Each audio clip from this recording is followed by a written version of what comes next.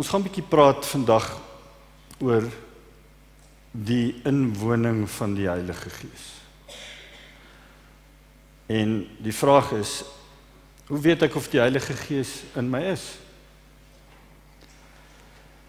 Soos baie ander jare het ons 'n wonderlike Pinkstertyd gehad en nou wag ons vir volgende jaar se Pinkster en ons hoop dit gaan net so goed wees, né? Die Here het tog sekerlik Pinkster laat gebeur met 'n doel. Iets wat blywend betekenis sal hê in die toekoms. In sy volgelinge se lewe.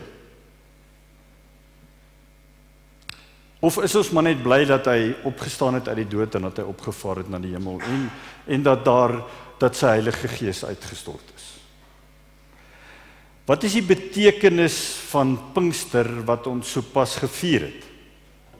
En hoekom het ons so baie bedrywighede gehad gedurende ons Pinkstertyd en toe nog ook 'n baie besige sending naweek?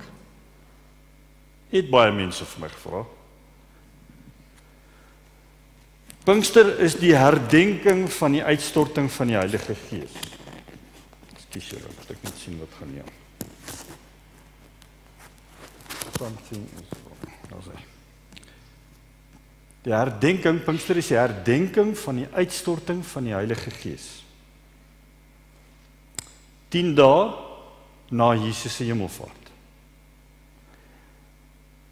Uitstorting van die Heilige Gees op die 12 apostels, ander disippels, min of meer 120 mense, mans en vrouens, wat gaan wag het. Die Here het Jesus het vir hulle gesê, gaan wag. En hulle het in die bokkamer gaan wag vir 'n tyd lank, vir 10 dae lank, en gebid.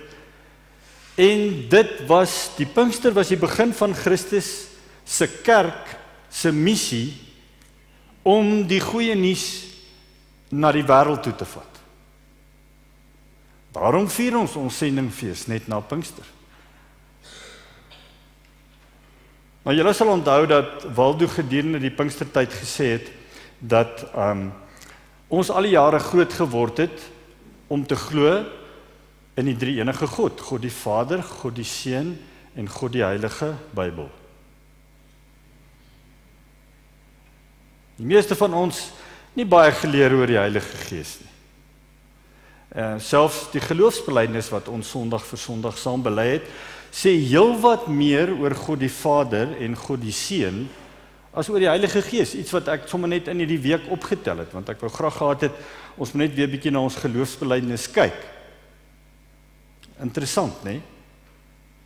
So mooi belydenis, maar die Heilige Gees word net op 2 plekke genoem en hy word nie eintlik beskryf of iets oor hom gesê nie. Ek glo in God die Vader, die Almagtige, die skepper van hemel en aarde. God die Vader, hy sê vir ons, hy is die skepper van hemel en aarde, hy is almagtig.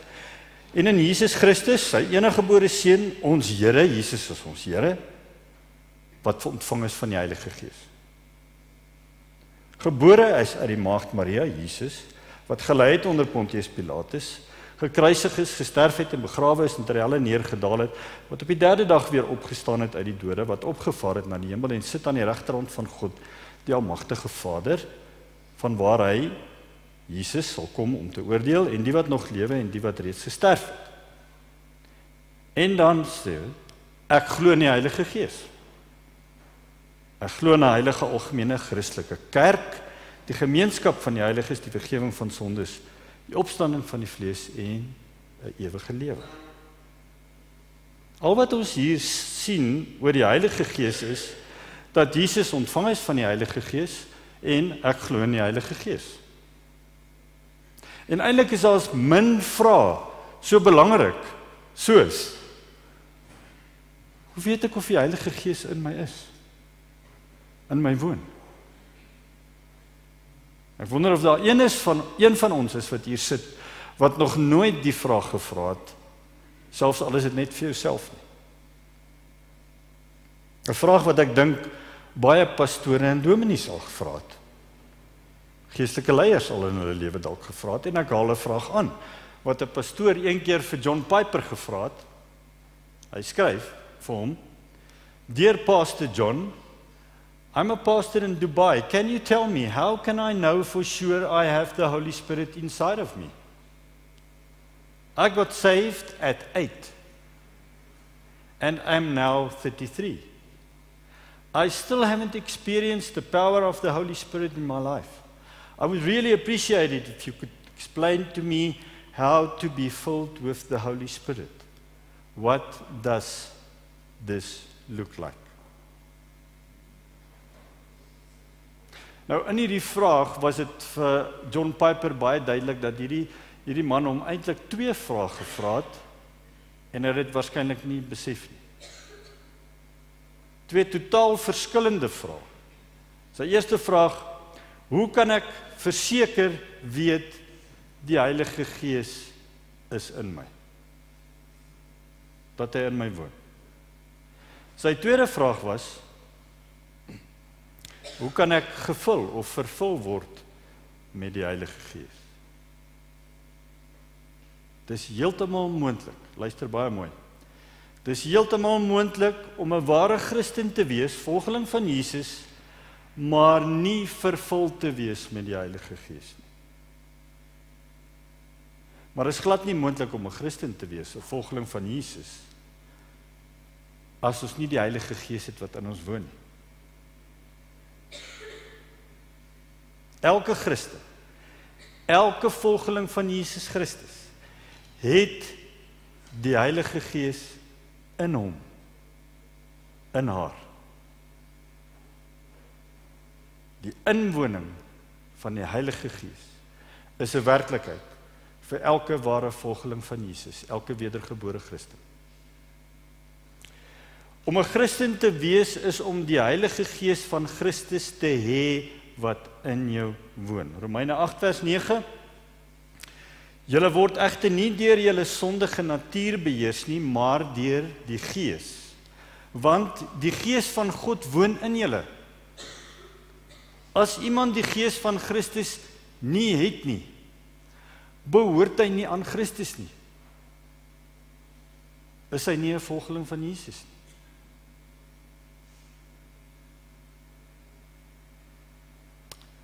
So niemand is 'n Christen as jy nie die Heilige Gees in jou het nie. As die Heilige Gees nie in jou woon nie. Efesiërs 5:18 sien ons Paulus praat hier met die Christene, hy praat met die gelowiges in Efese, wat die Heilige Gees in hulle het. Hy sê in hoofstuk 1 vers 13 en 14 sê hy die volgende: toe julle die waarheid wat aan julle verkondig is, die evangelie van julle verlossing gehoor en tot geloof gekom het in Christus, met jou wedergeboorte, né? Het die Heilige Gees wat deur God beloof is, het hy 2 dinge kom doen. Eerstens, het die Heilige Gees wat deur God beloof is, julle as die eiendom van God beseël. Hy is in ons. En die Heilige Gees is in die tweede plek die waarborg dat ons ook verder sal ontvang ons erflating, ewige lewe, wat God beloof het, wanneer hy almal wat aan hom behoort volkome sal verlos. Daarom moet ons sy grootheid prys. En dan sê hy in Efesiërs 5, Paulus, vers 18-20, moet julle nie aan drank te buite gaan nie. Daarmee gaan losbandigheid gepaard. Met wie praat hy nou? Hy praat met iemand wat die Heilige Gees in jou het. En hy sê vir jou, moet julle nie aan drank te buite gaan nie. Daarmee gaan losbandigheid gepaard. Nee, laat die Gees julle vervul. Laat hom toe om jou te vervul. Hy is in jou, so laat hom jou beheer. En sing onder mekaar psalms, lofgesange en ander geestelike liedere. Sing met julle hele hart tot eer van die Here. Dank God die Vader altyd oor alles, in die naam van die Here Jesus Christus. Dit wil dus lyk dat om gevul te wees, of vervul te wees met die Heilige Gees, is om bekragtig te word met die Heilige Gees. En dit kan soms meer wees en soms minder wees. Byvoorbeeld Handelinge 4:31. Nadat hulle gebid het, het die plek waar hulle bymekaar was geskud. Hulle is almal met die Heilige Gees vervul. Hulle was reeds gered. Hulle is met die Heilige Gees vervul en net met vrymoedigheid die woord van God verkondig.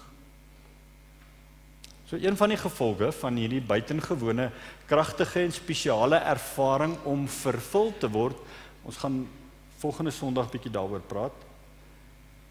Een van die gevolge is dat jy meer gereed is, meer vry is, meer moed het, vrymoedig is om te getuig van Jesus Christus. Of volgens Efesiërs 5 is ons meer gereed, meer vry en selfs meer ywerig om lofprysingsliedere te sing en lof en eer en dank te bring aan God ons Vader. Ek hoop jou ratte draai. En jy dink oor waar jy is. Om die Heilige Gees te hê, bevestig dat jy 'n Christen is. 'n volgeling van Jesus. Jy kan nie 'n Christen wees as jy nie die Heilige Gees het nie. Daar bestaan nie Christene wat nie die Heilige Gees het nie. So, as gelowiges moet dit jou begeerte wees om die teenwoordigheid van die Heilige Gees in jou te ervaar ter wille van die wonderlike vryheid en moed en krag wat dit ons gee om Christus te verkondig en te verheerlik.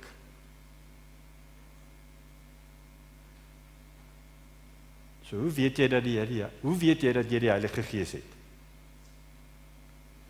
Jy weet jy die inwoning van die Heilige Gees as jy 'n volgeling van Jesus Christus is, as jy wedergebore is. Wat was jou toestand voor Christus? Voor Christus, BC. Nee, jou BC days, before Christ. Wat was jou toestand? Het is belangrik om te weet wat jou toestand was voordat jy tot bekering gekom het. En die Bybel maak dit vir ons duidelik. Wat ons toestand was. Dit gaan nie oor wat jy onthou, hoe sleg jy was en wat jou ma onthou, die slegte dinge wat jy gedoen het en wat aan 'n ander ou getuig van hoe onverskillig jy was nie. Dit gaan nie daaroor nie. Ons leer uit die Bybel oor ons toestand, waarin ons was. Jou geloof in Jesus Christus en wat hy vir jou gedoen het, verander die toestand waarin jy was. En dit het alles te doen met die Heilige Gees. Die Bybelse antwoord, wat was my toestand voor Christus is? Julle was dood as gevolg van julle oortredings en sondes. Jy was dood voor jou wedergeboorte.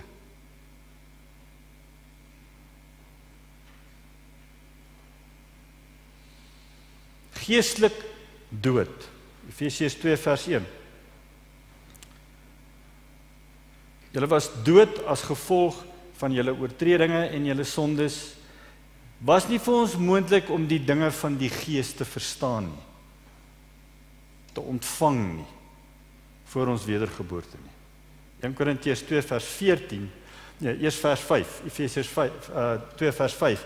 Deur sy groot liefde egter het hy ons wat dood was as gevolg van ons oortredinge saam met Christus weer lewend gemaak. Dit het gebeur met jou wedergeboorte. Was nie vir ons moontlik om voor die tyd die dinge van die Gees te ontvang nie, of te verstaan nie. 1 Korintiërs 2:14. Die mens wat nie die Gees van God het nie, voordat jy tot bekering gekom het, aanvaar nie die dinge van die Gees van God nie. Vir hom is dit onsin. Hy kan dit ook nie verstaan nie, omdat dit geestelik beoordeel word. Jy kan nie iets geestelik beoordeel as jy nie die gees van God in jou het nie. Ons vleeslike gedagtes kan hulle nie aan God onderwerp nie. En kan God ook nie behaag nie. En kan ook nie God se wil doen nie. Romeine 8. Ons het nie die krag gehad om ons wil te verander, om ons gedagtes te verander, om ons harte te verander nie, maar nou het ons dan die Heilige Gees ontvang wat in ons woon. En hoe het dit gebeur? Dit was 'n wonderwerk. Dit was 'n wonderwerk. Soewereine, goddelike genade wat ons ontvang het in ons hulpeloosheid. 2 Korintiërs 4 vers 6. God wat gesê het, laat daar lig skyn uit die duisternis, het ook in ons harte 'n lig laat skyn om ons te verlig met die kennis van die heerlikheid van God wat van Jesus Christus uitstraal. Ons was geestelik dood, maar God het vir ons lewe gegee en deur sy almag is dit vir ons moontlik gemaak om die lig van die evangelie en die wonder van die glorie van Christus te sien. Toe die Gees in ons kom woon. Jesus sê in Johannes 3 vers 8, die wind waai waar hy wil. Jy hoor sy geluid, maar jy weet nie waar hy vandaan kom en waar hy heen gaan nie. So gebeur dit met elkeen wat uit die Gees gebore is. 'n Wonderwerk het gebeur. Die Gees het ons oë oopgemaak.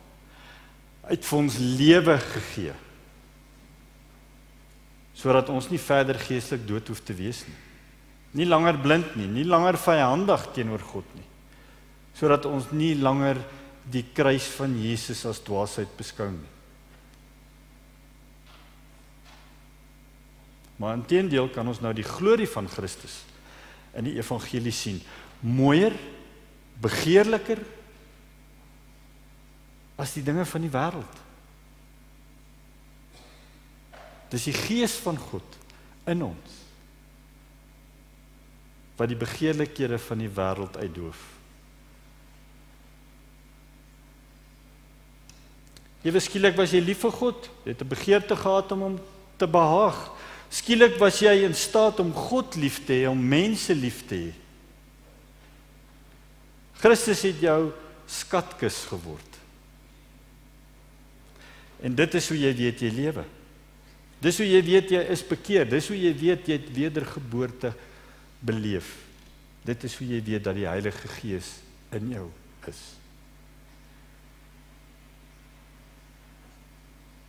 Jy sou tot niks hiervan in staat gewees het, as dit nie was vir die wonderwerk van God se Gees, wat in jou aan die werk is.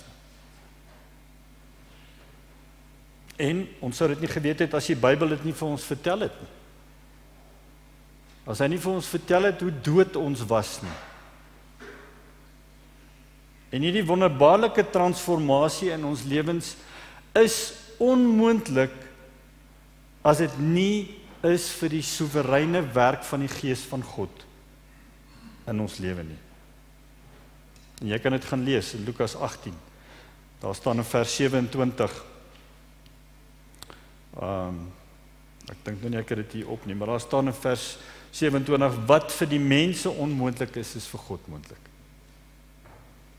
Is vir God moontlik. Is jy verbaas oor die soewereine genade van God? Dat jy elke oggend wakker kan word met die wete dat jy glo in Christus, dat sy Gees in jou woon, ware geloof dat Jesus die Here is, dat hy vir my en jou sondes aan 'n kruis gesterf het, dat hy opgestaan het uit die dood, dat hy opgevaar het na die hemel. Nommer 1 bewys dat jy 'n wedergebore kind van Christus is, van God is. In 1 Johannes 5 vers 1 Elkeen wat glo dat Jesus die Christus is uit God gebore. So as jy wedergebore is jy gebore uit die Gees en woon die Heilige Gees in jou. Die ander vraag was, hoe kan ek gevul of vervul word met die Heilige Gees? En dis 'n hele ander lering, en ons gaan volgende week bietjie daarby begin stil staan. Dis eers belangrik om net te weet dat jy geestelik dood was.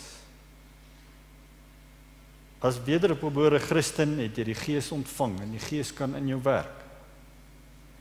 Die Gees van God stel ons in staat om geestelik te groei. En daarom toe jy tot bekering gekom het, het jy die Gees van God ontvang wat in jou kom woon en daarmee saam die vrug van die Gees.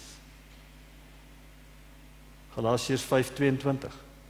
En die vrug van die Gees is liefde, vreugde, vrede, geduld, vriendelikheid, goedhartigheid, getrouheid, nederigheid en selfbeheersing. As gelowige het jy dit reeds ontvang, die vrug van die Gees. Jy is nie noodwendig volmaak daarmee nie, want 'n vrug is iets wat moet groei. En die Gees stel jou in staat om te kan groei. So wanneer jy tot bekering kom en wedergebore word, kom woon die Gees van God in jou en daarmee saam ook die vrug van die Gees, en ons laat ons lei deur die Gees, en ons staan nie meer onder die wet nie. Ons staan nie meer onder die wet nie, want die Gees van God woon in ons. Die Heilige Gees is ons voorspraak, en hy is ons leidsman. Het jy al gewonder? As jy iets wil doen wat jy weet nie reg is nie, en as iets wat vir jou sê, moenie, die Heilige Gees is in jou.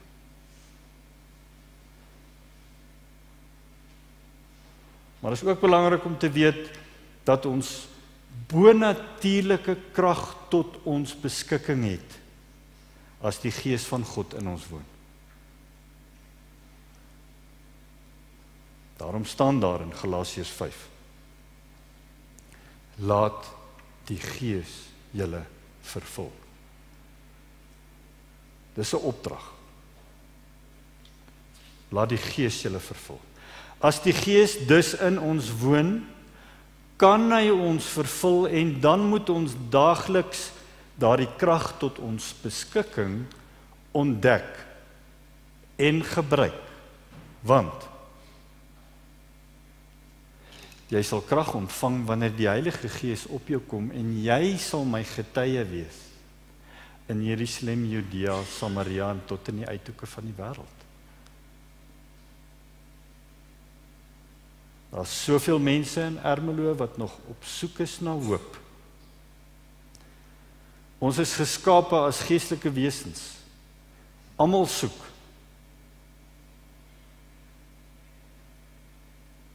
Party mense weet net nie waarna hulle soek nie. Ons het die Gees van God in ons.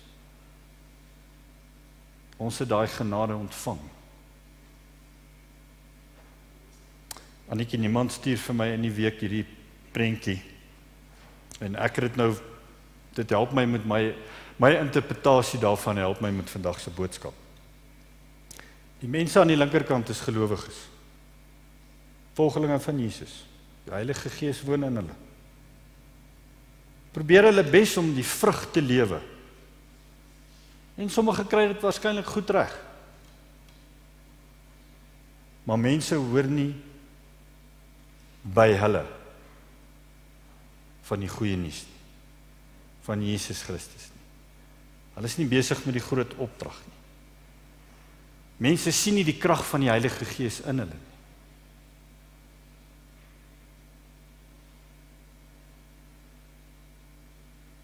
Ons het vervulling nodig om gehoorsaam te wees. So volgende week gaan ons kyk wat dit beteken om vervul te wees met die Heilige Gees en hoe dit ons help om doelbewus vanuit daardie volheid te kan lewe. Amen. Reg, ek het julle 'n bietjie gespaar vandag, ek weet dit is koud. Here, baie dankie dat ons net vanoggend vir 'n oomblik weer kan besef wat dit beteken om 'n wedergebore kind van God te wees. Wat dit beteken om as 'n volgeling van Jesus op in hierdie wêreld rond te loop. Dit beteken onder andere dat U Gees in ons woon. Dankie daarvoor, Here. Ons sou nie daarsonder kon nie. Ons voorspraak, ons leidsman.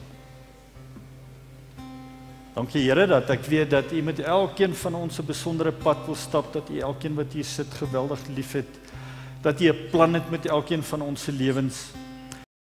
En Here, dis nie ingewikkeld nie, ons weet dis nie ingewikkeld nie, maar ons maak dit baie keer so ingewikkeld. Daarom bid ek, Here, dat U in hierdie week en in die tyd wat voorlê ook net U volheid aan ons bekend sal kom maak en dat ons U volheid sal ontvang om as U kinders waardig te wandel die roeping waarmee U ons geroep het. In die naam van Jesus. Amen. Gaan ons